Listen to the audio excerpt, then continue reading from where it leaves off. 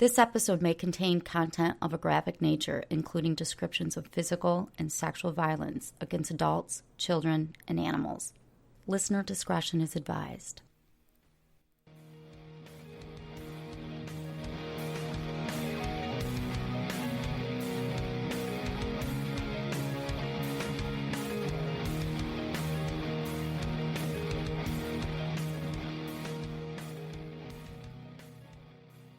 Hi everyone, I'm Talia. And I'm Tanya. And together we are TNT Crimes and Consequences, a true crime podcast.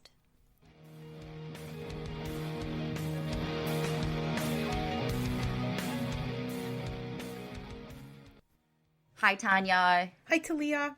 How are you doing? I am fabulous today. I wonder how our listeners are doing. I hope they're all fabulous too. I hope they're not going too crazy staying at home. I know everyone is. Everyone is. Anyway, one of the things I've been doing during this stay-at-home time is reading a story that I'm now calling The Xbox Murders. And this is what I'm going to talk about today. Are you ready? I'm ready. I spent a lot of time researching this case. Almost all of the information I'm going to share with you and our listeners is from the court records, the appeals court case for a couple of the perpetrators and the Supreme Court cases for them. In addition, I have transcripts of the 911 phone calls. So when I talk about it, it's actually legitimately what these people said. You didn't ask me about the gruesome scale. Oh, I didn't. The gruesome scale is very high in this one. I'm going to try to edit it lower. But this is a gruesome, brutal story I'm going to tell you. So let's begin. No more of this chit-chatting. Yeah, come on. I'm on the edge of my seat already. Stop it. Just stop. A grandmother named Norma spent her winters in Deltona, Florida, in her Providence Road home, and her summers in Maine. One winter, she allowed her grandson, Josh, to stay in her home in Florida. But she eventually asked him for the key back because Josh was a bit of a troublemaker. Norma had a granddaughter named Erin, who was 22. And Erin was from New Hampshire. While in New Hampshire, she worked at a nursing home as a cook. And that's where she met her boyfriend, Flacco. Flacco was a bit older than Erin. He was 30. He was originally from Puerto Rico. English wasn't his first language, but Erin and him really hit it off.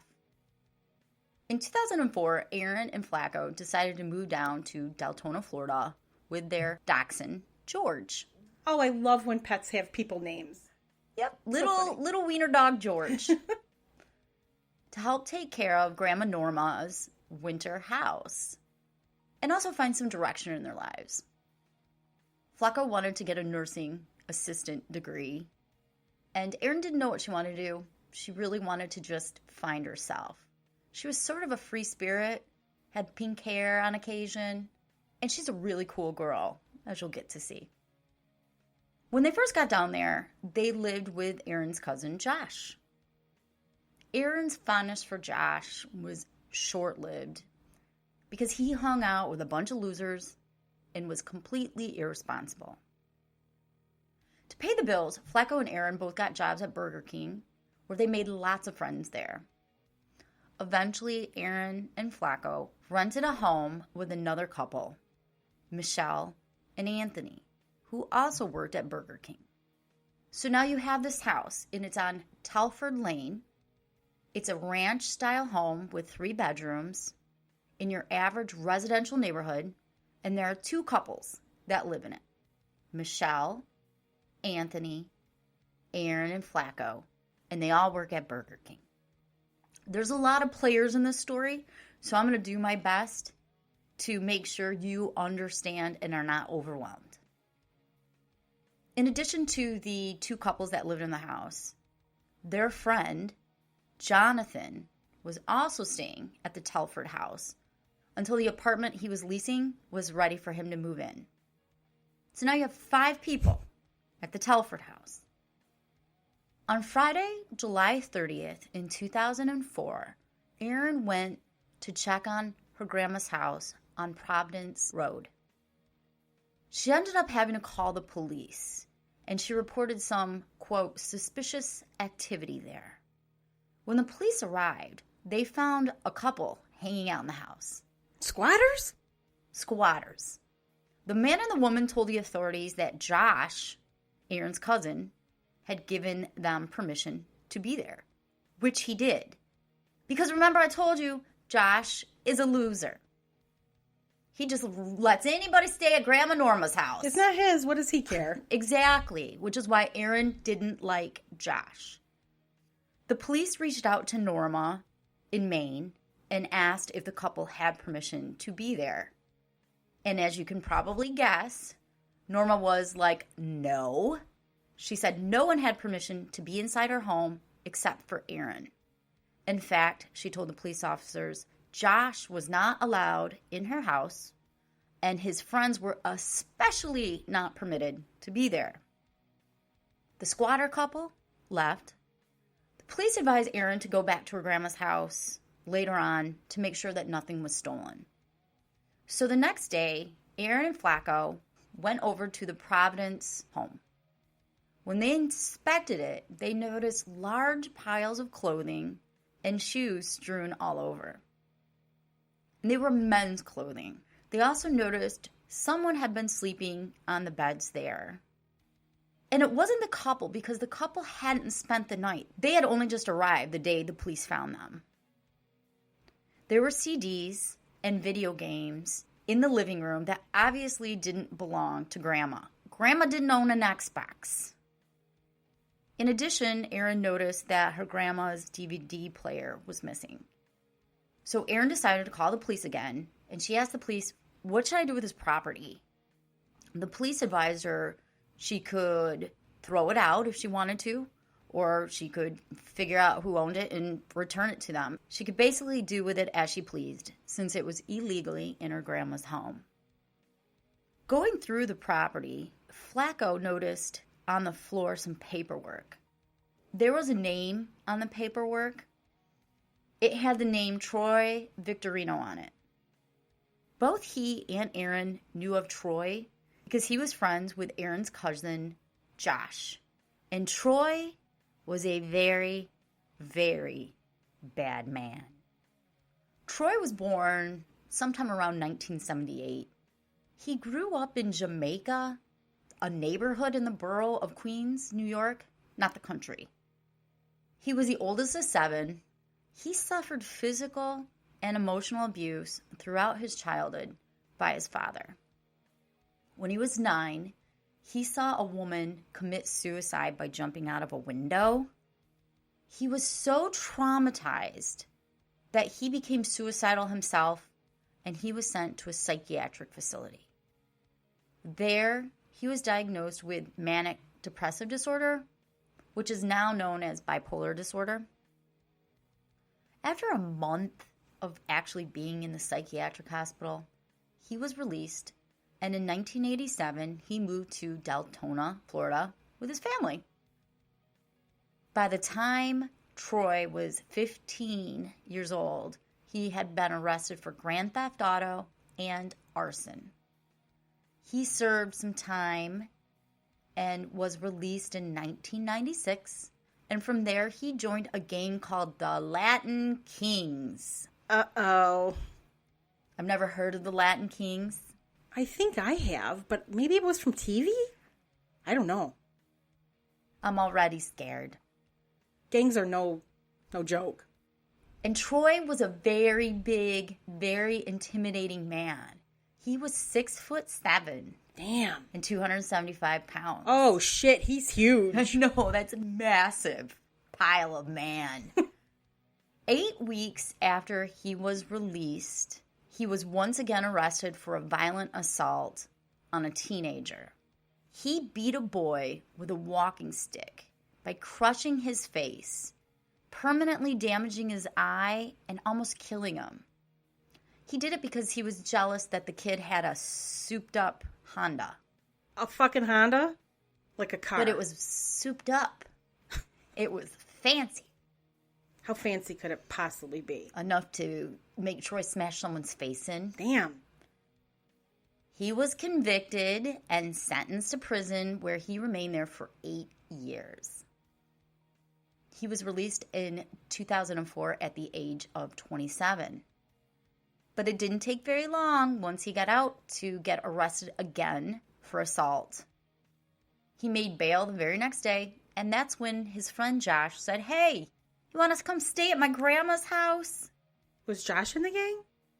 I don't know if he was specifically in the gang because there is very limited information, but he was friends with Troy. Because Troy was actually on parole, when he got arrested again for that assault, his parole officer should have filed a report that would have been sent to the judge citing a parole violation, and Troy should have been placed in jail for that. But the parole officer didn't file it in a timely manner. By the time he actually did file it, it was too late. So instead, Troy was free and moved into Erin's grandma's house with a friend whom he'd known only a month, named Hunter. His friend's name was actually Jerome Hunter, with an N, not an M. Jerome Hunter was the offspring of a paranoid schizophrenic father and a depressed mother with suicidal and homicidal tendencies. He was actually a twin, but his twin brother died when he was an infant. Throughout his childhood and into his early adult life, he would often converse with his dead twin. That's kind of odd. A little bit. During school, he was active in sports, art, and the church. His father was abusive to his mother, but Hunter himself was not physically abused. He was considered sensitive and a musical young man. And in 2004, he'd never been in trouble with the law. In school, he met some young men named Michael Salas and Robert Cannon, who are, for the rest of the episode, going to be known as Evil Man 3 and Evil Man 4. Oh, God. There's just too many players for you to follow if I don't give them snappy nicknames. Evil Man 3 and Evil Man 4 were introduced to Troy on July 31st. On that same day, Erin and Flacco gathered up Troy's belongings, along with some of Hunter's belongings, from the Providence Road house and took it back to their home on Telford Lane. Again, some of the items were clothes, an Xbox, shoes, and something called a GameCube. Oh, yeah, that's another video game system. Jonathan, the friend that's staying temporarily at the Telford Lane home, told Erin that she should probably contact Troy and give him his stuff back because it was better to be safe than sorry. As a result, Erin reached out to Troy and arranged to meet with him at 6 p.m. the next day at her grandma's house on Providence Road to give him and Hunter their belongings back. Later that same day, Hunter and Troy met up with 3 friends from Hunter's school, whom we will refer to as Lucky Loser, Evil Man 3, and Evil Man 4. All these guys were only 19 years old. Troy had never met Lucky Loser, Evil Man 3, and Evil Man 4 before that day, but it didn't take long for them all to get acquainted.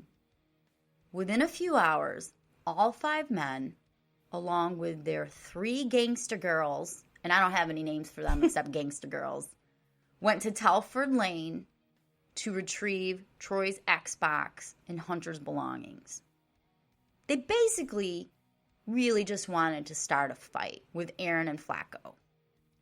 Evil Man 4 parked his expedition, and I don't know how he's 19 with an expedition, in front of the neighbor's house, and the guys waited in the vehicle, armed with baseball bats. The 3 gangster girls piled out and ran through the yard towards Erin's house, swearing and just yelling up a storm, just being trashy as can be. And all these gangster girls have knives. That would scare the shit out of me. They broke into Erin and Flacco's house. Flacco yelled at them to get out. He said, I don't want any problems. Erin ran to her room and she hid. She turned on her fan to muffle the sounds of her calling 911. At 1:15 a.m., she placed the call and spoke with the operator. And this is what was said verbatim. She said, I have people here and they won't leave. They're just yelling, where is she? Where is she? Then Erin asks if the police are coming now. The operator assures her that the police are on their way and waits on the phone with Erin for the police to arrive. While waiting, the operator hears Erin talking to her wiener dog, George. Oh. She says, oh my God, come here, handsome. Come and sit with Mama. I just love Erin. I know, me too. Hunter gets out of the expedition because keep in mind, all the guys are still in the car. And he starts yelling for Erin and her friends to come out and fight. The gangster girls eventually left the house with only one of Troy's CDs in their hands. Flacco came out of the house with a baseball bat and warned the group the police were on their way. By the time the deputy arrived, Troy's group, they were already gone. Then, at 3:41 a.m., the very same night, 911 received another call from Erin, saying the same people were back banging on her door. Flacco opened the door to try to defuse the situation, but Troy rushed in and ran directly into Erin's room. The 911 operator overheard him saying to Erin, quote, what are you going to do now? Then he starts swearing and saying some really nasty things to her. And he says, huh? What you going to do? I think Troy realized that she was on the phone with the police because he took off. Now this would scare the piss out of me. I'm pretty sure I'd leave my house and never come back. I know. I would Right? not be able to sleep that night. No, definitely. And I'd get new locks for my door. Erin was completely freaked out. She tells the operator, I don't want any problems. All I did was want to get people who were living at my Nana's house out. She went on to say, we can't even sleep at our house. Can I ask you a question? What can I do? And the operator told her the police were on their way. Of course, when the police showed up, Troy was gone. And Erin didn't actually mention to the police who it was that was terrorizing her. Because the police say now, if she had mentioned the name Troy, they would have realized how dangerous he actually was. And they could have gotten him for a parole violation. He shouldn't have been out that late. But she never mentioned his name. Probably because she's scared shitless. I mean, really. Or maybe she just didn't realize that the ramifications of not mentioning it. Now, Troy is a big asshole. In case you didn't figure that out.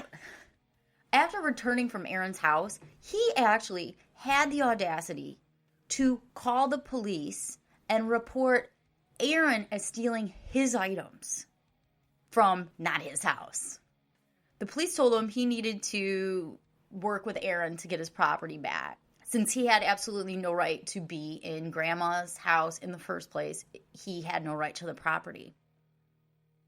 Troy forebodingly stated, don't worry about it. I'll take care of it myself. That night, Erin had actually, as I mentioned before, arranged to meet Troy at 6 o'clock to return his items. But as you can imagine, she was a bit hesitant. Were they still supposed to meet at her house? At her grandma's house.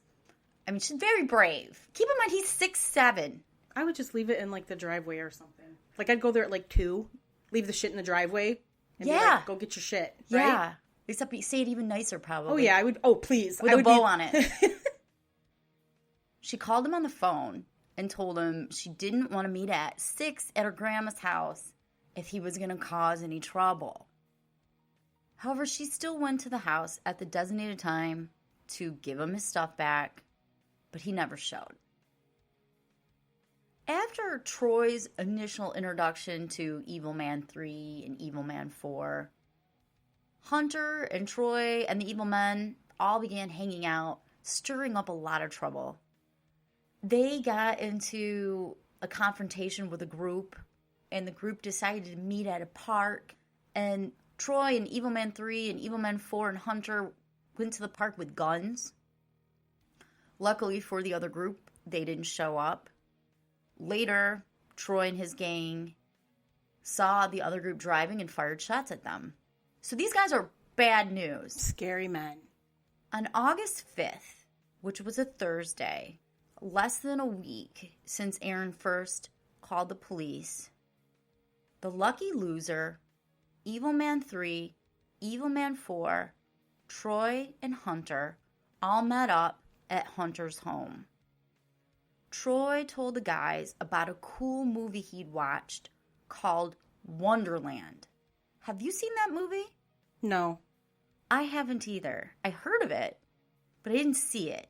Troy described the movie by stating that it was about a group of people who ran into a house and beat another group of people to death with lead pipes. Oh. He told everyone that he wanted to do that to Erin and Flacco's house on Telford Lane. He even drew them a map of the layout of the house. And all the guys agreed without hesitation to join Troy. Hunter even stated, "I'm ready to kill me a bitch." There were concerns that a baby might be in the house because Flacco and Erin had a friend with a baby.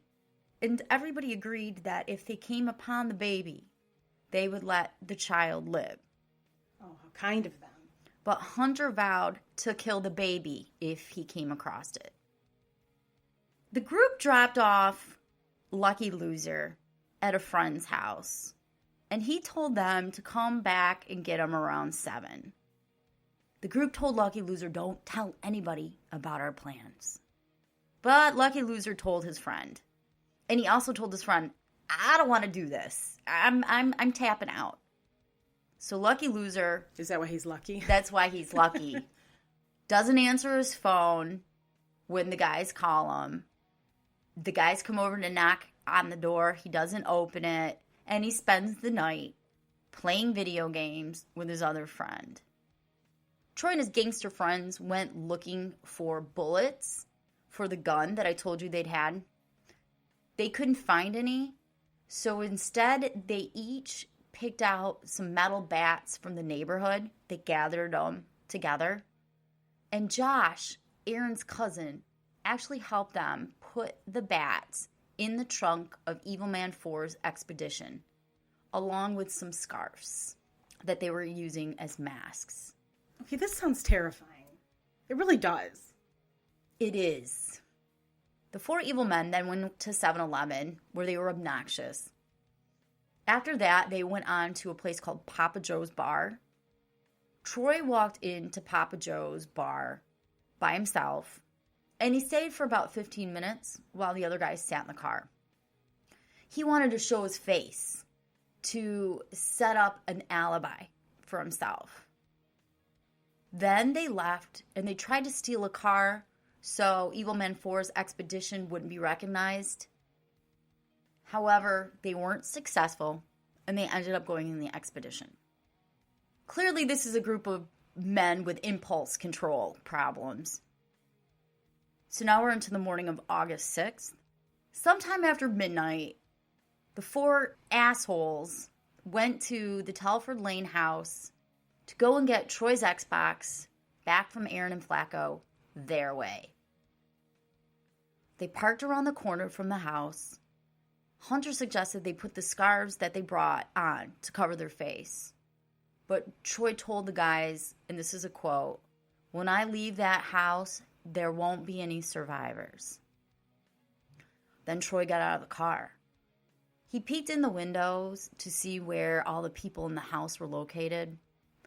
Then he went back to the car, and he told Hunter and the other guys where everyone was and what everyone was doing.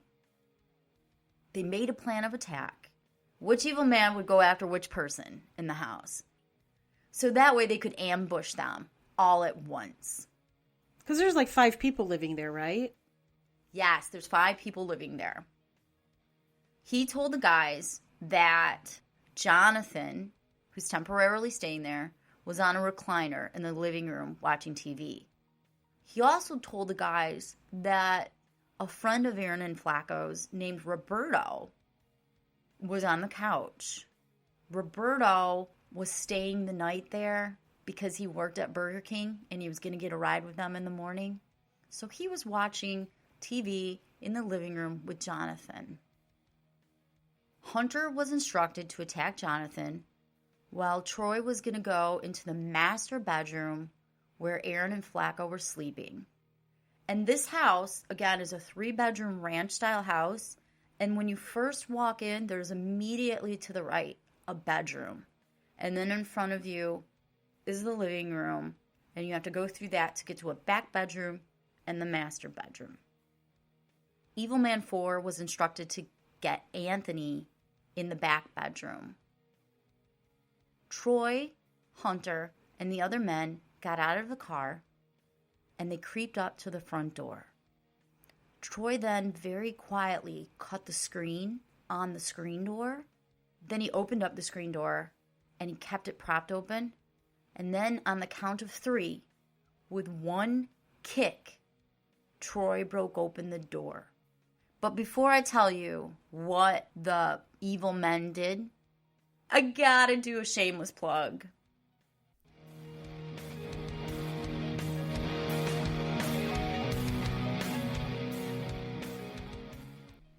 Hey everyone, if you go to our website, tntcrimes.com, you can find full unreleased episodes available for individual purchase.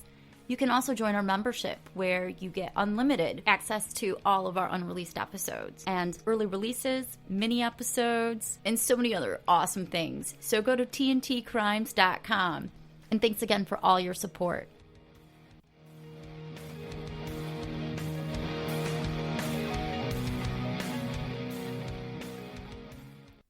All right, we're back. And now I'm going to tell you what happened. Hunter entered the house first, with all the other men following behind him. He saw Jonathan and Roberto in the living room, and he screamed at Jonathan, "Where's my stuff?" Jonathan yelled back, I don't know. And Hunter yelled out, "You're lying." And then he started hitting Jonathan with the baseball bat over and over and over again. Troy came up from behind and hit Jonathan in the back of the head with his bat. Jonathan lost all expression on his face, and he didn't move again. While Jonathan was being attacked, Roberto ran to the back bedroom, screaming all along the way, "I don't live in this house. I am not from this house." Roberto ran to the back room and he found a stick. I'm not sure what kind of a stick. I just know he found a stick and he started waving it off, trying to swing at Evil Man 3. And Evil Man 3 is taking the bat and he's swinging at Roberto, who's almost in a corner by now. Evil Man 3 yells out for help. And Hunter rushes into the room and starts hitting Roberto. He hit Roberto over and over again in the head. According to court transcripts, Evil Man 3 said Hunter hit Roberto with a bat, quote, around 20 to 30 times. Oh my God. More than I can count. It's so brutal, Tanya. Afterwards, Hunter went rummaging through the closets, looking for some of his personal items. In the meantime, Evil Man 4 was in the back bedroom where Anthony was at, and he was trying to attack Anthony. Anthony put up a fight too, but then Troy entered the room. and Anthony and Troy started screaming back and forth in Spanish. Whatever Troy said to Anthony caused Anthony to completely freak out. His eyes got really big. Then he ran out towards the living room. Troy pushed Evil Man 4 and Hunter, who were both in his way, out of his way, ran after Anthony, and started beating him over the head with a baseball bat. By this time, Troy had already accomplished most of what he had set out to do. While the other people in the house were being brutally murdered, he went immediately into the master bedroom and started attacking Flacco and Erin with a bat. He showed no mercy for the two. He even attacked Wiener Dog George. Damn it, Talia. I knew you were going to say that. No, not Weenie George. He stomped on George's snout and crushed it. He beat Flacco over the head over and over again. And then he beat Erin all over her body with a bat. While he was doing that, he yelled out to Evil Man 3 to come take a look. Evil Man 3 walked into the master bedroom, and he saw Flacco laying bloody on the bed, not moving. And Troy was holding one of Erin's legs up. She was halfway on the bed and halfway on the floor. Then, while holding the bat in his right hand, he says, "Watch what I do to this bitch." And he sexually assaulted Erin with the bat. Oh my God. Are you fucking kidding me? It was so brutal that Evil Man 3 had to leave the room. Oh, I feel like I'm going to throw up. Yeah, that's why this is really a 10 on the gruesome for scale. Sure. This is bad. This is just so awful. Over a fucking Xbox. Yes. That she wanted to return. It's so mind-boggling. No, it's so mind-boggling. The only saving grace is it later was determined Erin was already dead. Oh, thank God, at least. Evil Guy 3 and Evil Guy 4 were the first ones to leave the house and go back to the expedition. Then Hunter came a few minutes later. He told the guy something interesting. He said when he was looking through the closets to find his personal items, he actually found Michelle, Anthony's girlfriend, hiding in one of the closets under some blankets. She begged Hunter to please not kill her. She got on her knees and literally pleaded with him. He bragged that he told her, quote, "Too late, bitch." Then he stabbed her in the chest and hit her over the head with a baseball bat repeatedly. The guys were surprised because they didn't know Michelle was in the house. They sat there and they waited for Troy, and he didn't come out. So Hunter went back into the house to see what he was doing. A few minutes later, Hunter got Troy, and the two walked to the car. And Troy put a bloody plastic bag in the trunk of the car, and they drove off. I still, to this day, don't know what's in the bag. After a minute, Troy told them that he needed to go back. He said he was afraid that maybe he'd left some fingerprints there. Really? So they turned the car around.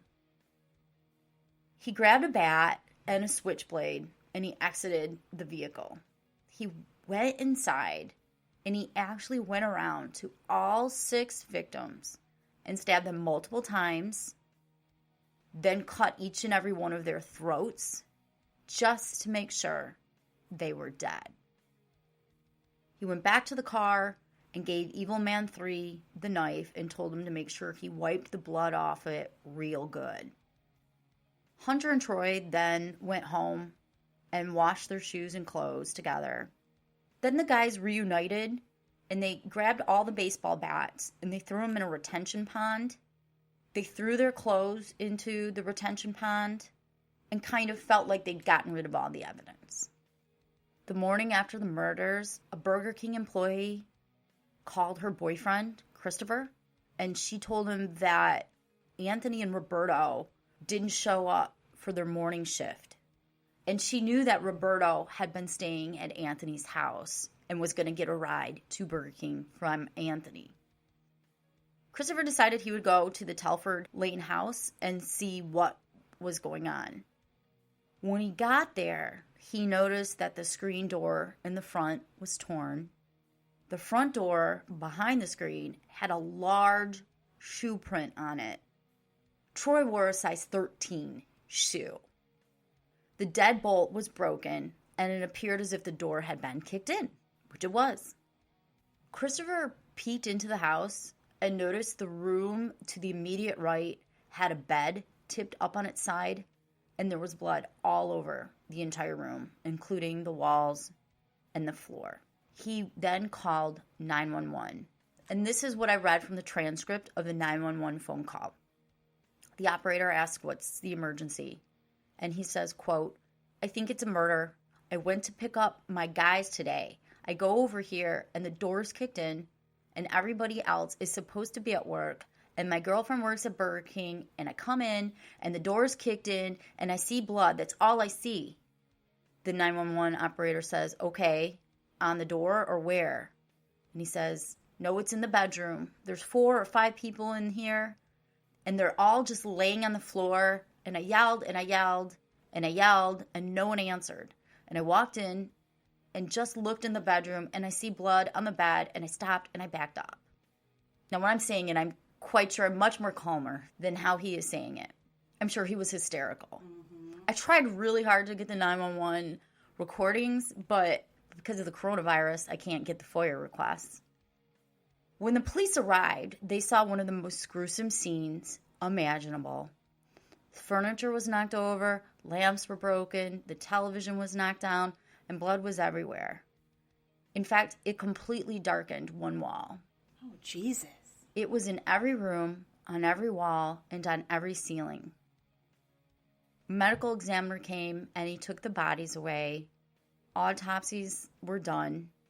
Michelle was identified by the tattoo on her back that read Princess. And she had 2 small stars on each of her hip. A little background on Michelle. She was 19. She was in love with Anthony. Her dad called her his princess. Aww. And she told everybody she dreamed of marrying Anthony. They were very much in love.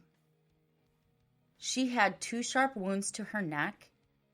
She had cylindrical contusions on her breast, right shoulder, and arm, which it's my understanding came from, instead of the bat being swung at her, being like... Poking her with it? Yeah, hard. Like the end of it? Yes. Oh. There were abrasions on her knee. As I told you, she was begging on her knees. And there were a number of lacerations on the back of her head caused from repeated blows with a baseball bat. She had defensive wounds, and her throat had been cut. They weren't able to determine if the baseball bat beatings or if the knife stabbing had killed her. But she is the only one to have been stabbed while alive. Roberto's autopsy showed that his face was bruised, fractured, and actually deformed. He also had a number of stab wounds to his chest and abdomen. His scalp had cuts all over it from the nonstop beatings of the bat, and some of his teeth were missing. His jaw was broken. Some of it, I'm not even going to describe what the medical examiner said. It's that bad, Tanya. I can only imagine. 20 to 30 blows to the head with a baseball bat. An autopsy on Flacco showed he had defensive wounds. He also been stabbed in the chest. His throat was cut, like the others. His skull was smashed, and his head was deformed. They actually did an autopsy on George. That's how they know his snout was crushed by repetitive stomping with a foot. Erin obviously received the brunt of the violence. Her skull was crushed. Her brain was completely destroyed. Every tooth in her mouth was missing from the severe baseball bat beating. They couldn't even use dental records to identify her. That is just horrifying.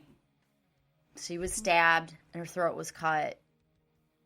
I'm not even going to go into the sexual assault details because they're too horrific. Under her body were some playing cards with a bloody boot print on them, and there was bloody boot prints on the bedsheet below her that were size 13. Jonathan, he was found dead in the recliner. He had defensive wounds on his hands and arms. His face was deformed. He suffered blows from the bat to his head and neck and face, which caused the broken bones. He also had those cylindrical bruises on his chest and arms from the bat being slammed down on him. There were 2 stab wounds to his chest, 3 to his stomach. And lastly, Anthony, the medical examiner, stated that his face was all contusion. It was deformed. The bony structure of it was crushed. He had bruises all over his shoulders, and he had bruises on his knee from being dragged, and defensive wounds on his hands, and his throat had been slit after death. It's really sad. I wish I knew more about the victims, but because the information is almost all from court records, unfortunately, they don't go into the victims' history as much as they do the perpetrators. So please don't think that I didn't care about them. It's just not a lot of information on them. What you guys don't know is Tanya and I just took a little break. There's darkness in this world.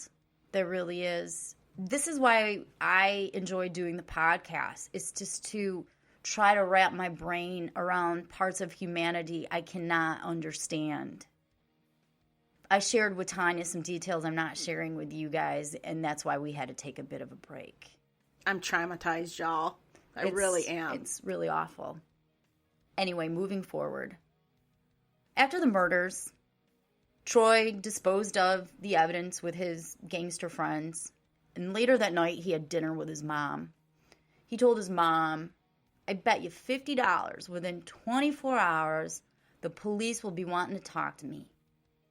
His mother said the only reason the police wanted to talk to Troy was because he was a big, black, scary man. Did he find his Xbox?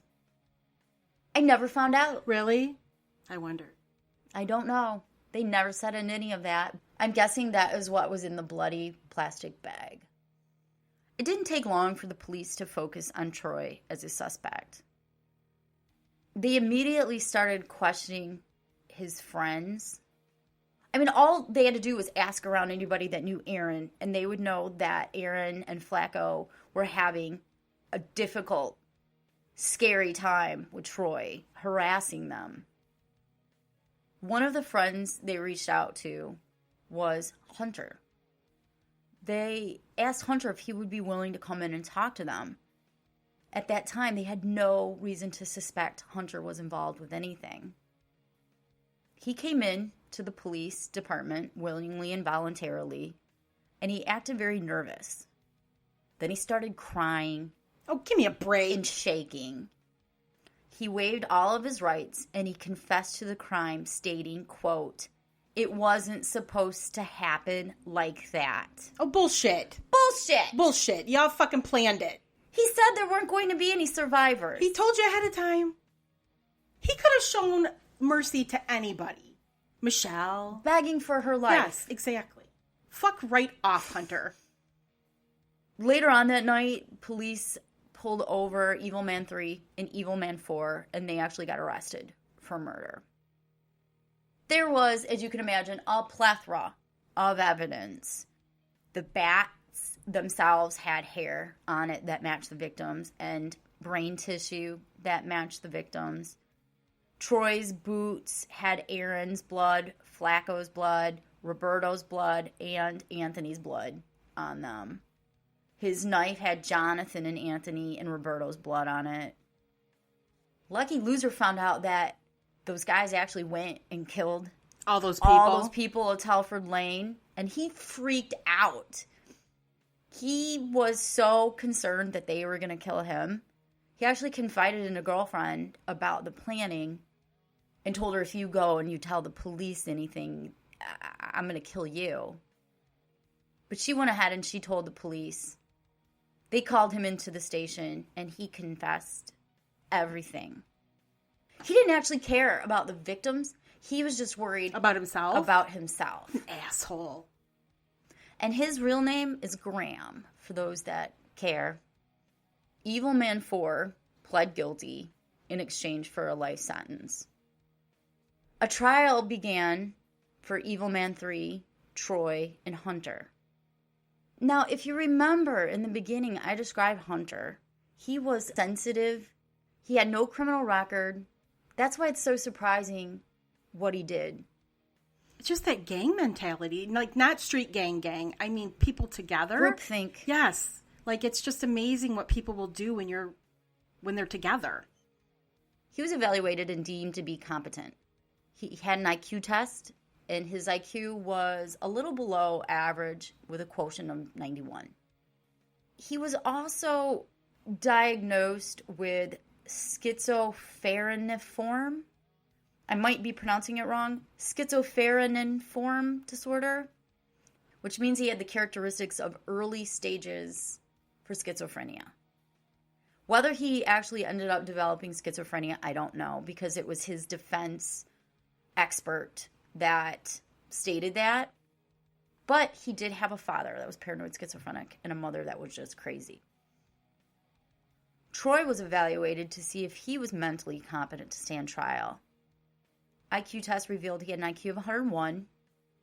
He did not have any mental illness. No, he was just a sick fuck. He was just, yes. That is exactly what they said. No, yes. They didn't. I made that up. But that's what they should have said. You can appreciate this. The men were all charged with 6 counts of premeditated murder and 6 counts of felony murder.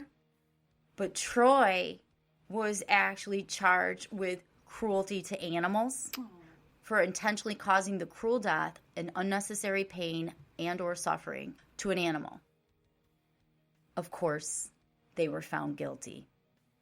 Troy got 4 death sentences, 1 life sentence, and 5 years for killing George. For some reason, that just, oh, God, breaks my heart. It's always the animals that get us, Tanya. What's wrong with us? I know. What's wrong with us? I don't know. Because what happened to these people is heartbreaking. Oh, what happened to these people is disgusting and horrible. But little George. Oh, animals are innocent. That's it. So there was some justice for Wiener Dog George. Hunter was sentenced to death, too. And at one point, he was the youngest man on Florida's death row at the age of 19. Evil Man 3 got life. He got 6 life sentences. In 2014, Hunter and Troy's death sentences were overturned by the Florida Supreme Court because the Florida Supreme Court ruled that in order for someone to be sentenced to death, it had to be unanimous with the jury. And I know in Troy's case, only 8 out of 12 voted for the death penalty. The law got changed, right, Tanya? Yes, the law got changed in Florida. The Florida Supreme Court, the law that you're talking about, was made by the Florida Supreme Court in 2016. In 2020, just this year, at the end of January, the Florida Supreme Court reversed that decision, and now you don't need a unanimous jury to sentence someone to death. They're all confused. So I imagine his reversal will be reversed, which means at some point. Which means the death sentence would be reinstated. Yes. I did look him up on the Florida inmate search, and it says his release date is pending, quote unquote, whatever that means. On another little side note, remember how I told you his parole officer did not file a report on time? Yes. His parole officer got fired along with his supervisor and 2 other administrators as a result of that failure because Troy would have been put back in jail and maybe, just maybe, these lives would have been spared. Though it's not their fault. I am not blaming the parole officer or the administrators. It's not your fault, guys. No, those people are overworked, I imagine. If you're a parole officer, I'm sure that's got to be a shitty job. Yeah. Probably underpaid. And I'm not making excuses. They're hanging out with stellar members of the community. I'm sure they have tons of work to do. So, and maybe it was just an oversight. It might have been. Because he did file the report. He just filed it late. So that is the end of this story. Well, thanks, Talia. I'm going to have nightmares tonight. It's a pisser. Man. No matter how much I've thought about this story, I can't make any sense of it except evil. This is horrible. It's a bag of dicks. Yeah, thanks, Talia. I was doing great, but now... It's sad. So... Extremely. Anyway, I want to thank everybody for listening today. It was pisser. A hard one. That was a pisser, man. That was a big pisser. Mm-hmm. All right, well, on a different note... we have some shout-outs. You do the shout-outs. All right. Let's hear those shout-outs, Tanya. Give me something to be happy about. We have Kimberly C. Thank you. We have Jen S. Thank you. Katarina H. Thank you, Katarina H. Christy G. And Becca S. Becca S. Thank you, ladies. And also, I'm going to give a shout-out to one of our members who doesn't want us to say her name. So I'm just going to give a shout-out to Unknown. You know who you are, Unknown. Yes, you know who you are. Thank you. Thank you, everyone. And if anybody wants to get some bonus episodes or mini episodes or some extra material that we have for our episodes, feel free to go to our website, tntcrimes.com, to learn more about becoming a member. You can also go to our patreon.com/tntcrimes to learn more, too. We have a bunch now of full episodes and mini episodes, and we're doing live members-only episodes and Ask Me Anything episodes when we can be close enough where one camera can be on us at a time. Or you can go to our website and purchase our full episodes that are online-only, members-only episodes for a small, tiny fee. And that helps support us so we can make some money doing what we love. So we can do it more. Thank you, Tanya. Thank you, Talia. Thank you, everyone. I hope that all of you have a great rest of your day. Until next week. Bye. Bye.